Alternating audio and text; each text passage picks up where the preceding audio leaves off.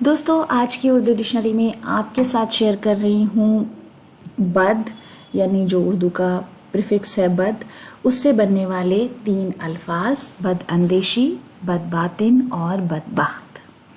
سب سے پہلے بات کریں گے لفظ بد اندیشی پر، جس کا مطلب ہے برا سوچنا اور بدخواہی، یعنی کسی کے بارے میں برا اندیشہ یا برا خیال رکھنا۔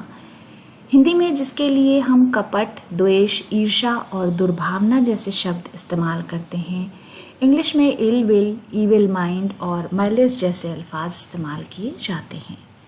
مثال کے لیے جملہ ہے، انسان کسی کے دل کا حال نہیں سمجھ سکتا، اکثر دوست ہی دل میں بد اندیشی رکھتے ہیں، یعنی دوست ہی بد اندیش ہوتے ہیں۔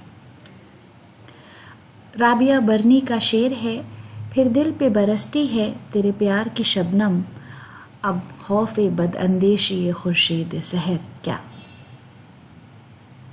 اس کے بعد لفظ بد باطن، بد کا مطلب ہے برا، باطن کا مطلب ہے آپ کہہ سکتے ہیں کہ دل، دماغ یا جو بھی آپ کے اندر جذبات ہیں۔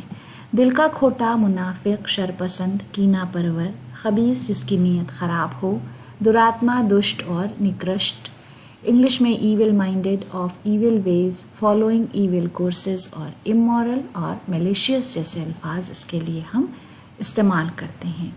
کچھ بد باطن لوگ بڑے شیریں زباں ہوتے ہیں، یعنی یہ کہا جاتا ہے کہ اگر کوئی دل کا کھوٹا ہے لیکن اس کی زبان بہت شیریں ہے، یعنی وہ بہت اچھا بولتا ہے۔ ثاقب لکھنوی کا شعر ہے، کبھی کج تبا کو دیکھا نصیدی راہ پر آتے، جو ہے دراصل بد باطن وہ اچھا ہو نہیں سکتا۔ اس کے بعد لفظ بدبخت، بخت کا مطلب ہوتا ہے نصیب، بد کا مطلب ہے برا، یعنی جس کی قسمت میں تکلیف اور رنج ہو، مصیبت زدہ، منحوس یا ظالم، ابھاگا، اشبھ، اتیاچاری اور کرور، انفارچونیٹ، انلکی، ریجڈ، میزریبل جیسے الفاظ اس کے لیے ہم استعمال کرتے ہیں۔ اس بدبخت کا حساب خدا کرے گا، اس طرح کے کانٹیکس میں یہ استعمال ہوتا ہے۔ بسمل دہلوی کا شعر ہے، یہ ہجر نہ جانے مجھے کیا وقت دکھائے، اور تم کسی بدبخت کو کیوں یاد کرو گے۔ تو دوستو اسی شعر کے ساتھ آج کا ویڈیو ختم کرتے ہیں، اگلے ویڈیو میں آپ سے پھر ملاقات ہوگی۔ بہت بہت شکریہ۔